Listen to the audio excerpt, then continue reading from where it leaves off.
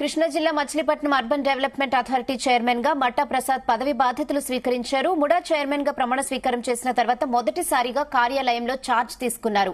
అక్రమాలకు అవినీతికి తావు లేకుండా ప్రజలకు పూర్తి స్థాయిలో సేవలందిస్తామన్నారు. 2019లో గత ప్రభుత్వ పాలకులు ముడాను నిర్వీర్యం చేశారని ఆరోపించారు. ప్రజల కోసం ముడా కార్యాలయం తలుపులు ఎప్పుడూ తెరిచే ఉంటాయన్నారు. పరిపాలనా సౌలభ్యం కోసం సాంకేతికతను ఉపయోగించి ప్రజలకు సేవలందిస్తామన్నారు మట్టా ప్రసాద్. ఈ ప్రాంతం నా మీద నమ్మకం ఉంచి ఈ దేశంలోనే అత్యంత ప్రతిష్టాత్మకమైన మచిలీపట్నం ప్రాంత అభివృద్ధి సంస్థకి నన్ను చైర్మన్గా నియమించినందుకు ముందుగా వారికి మనస్ఫూర్తిగా కృతజ్ఞతలు తెలుపుకుంటూ ఉన్నాను.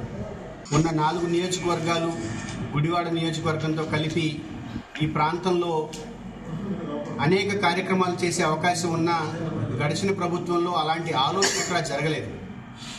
ముడా అంటే కేవలం మచిలీపట్నం చుట్టుపక్కల మాత్రమే రెస్ట్రిక్ట్ అయినట్టుగా మిగిలిన మండలాలు కానీ గ్రామాలు కానీ నియోజకవర్గాలు కానీ ఎక్కడా దృష్టిలోకి రాని పరిస్థితుల్లో ఖచ్చితంగా రాబోయే నా పదవీ కాలంలో ఈ నియోజకవర్గాలకి కూడా ప్రాధాన్యత ఇచ్చేలాగా ఆ నియోజకవర్గాలకి కూడా ముడా పరిధిని అభివృద్ధి పరిధిని విస్తరించేలాగా పనిచేస్తాం. అధికారులు కొన్ని విషయాలు నాతో మాట్లాడారు. ఇంకా రేపటి నుంచి డీటెయిల్గా అన్ని విషయాలు చర్చించుకుంటాం.